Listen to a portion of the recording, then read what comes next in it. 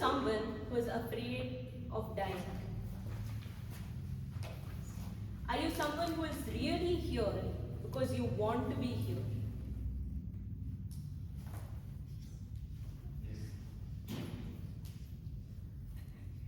Now, if you feel clueless about the answers to these questions, do not worry.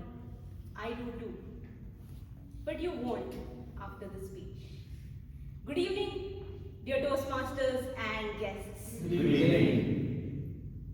This was a day after my final exams. The energy was weird. Red Bull did not taste like incomplete syllabus. My college sneakers did not feel like cheat sheets. And my desk definitely felt less heavy. So I had all the space and the time to do whatever I wished for. So, like a responsible adult, I sat there and created a to-do list. Number 1, LinkedIn job search. Number 2, course completion on Swayam. And number 3, have a crippling identity crisis.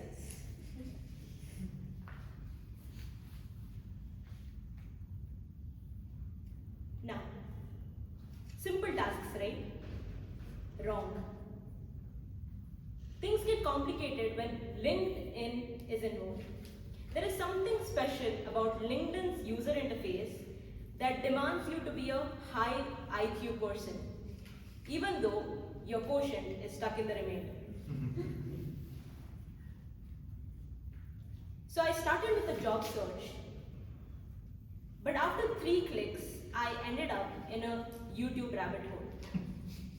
I was supposed to be applying for jobs, but ended up watching a crash course on how philosophy is just a fancy word for overthinking. There was this guy in the video. He sounded very intense. He was talking about how philosophy is a study of questioning reality and how what we do, why we do what we do. But my mind started drifting away. As soon as he picked up the question, why we do what we do when reality hits, I was transported back to a very specific yet terrifying memory. We were a family of 4. We were on a road trip to a hilltop. This was a tiger reserve. The roads were convoluted, it was narrow, and my brother was driving in an optimal speed. But then, just then, there was a speeding red Polo that came right at us from a blind turn.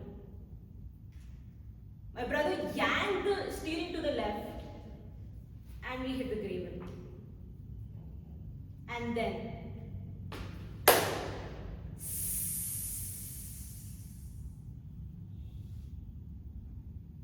flat tire.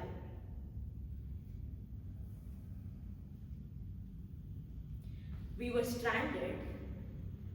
We were in a tiger reserve. There was no signal. And just 4 of us looking at a piece of tire, at a piece of rubber that just decided to give up on us.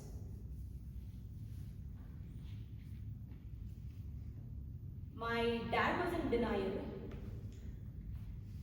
My mom was in fear. And my brother was arguing. Me, on the other hand, was thinking, is this tire really flat? Is flatness just a social construct? Turns out, overthinking does not help, and it's useless before 15 minutes to sunset, and when you're stuck in a carnivore's dining room. So we had to change the tire fast. Now, have you ever tried unscrewing a piece of steel, a rusted piece of steel, when you're imagining a 180 kg tiger breathing down your neck? It really gives you adrenaline, you know.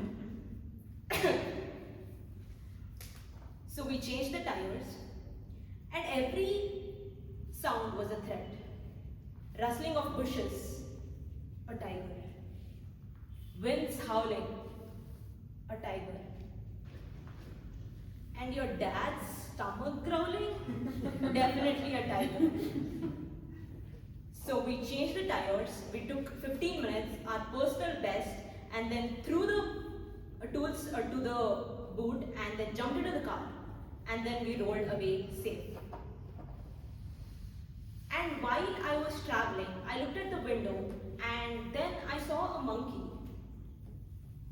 And the monkey I could see the face. And I swear, it was telling you, why are you running? Is this reality?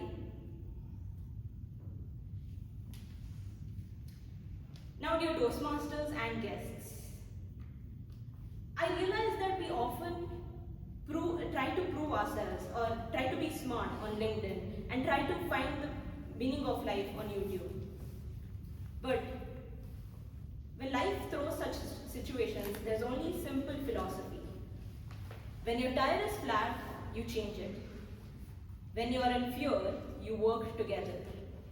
And when you're in a tiger reserve, you definitely do not get out of the car. Thank you, and back to the Toastmaster of the day.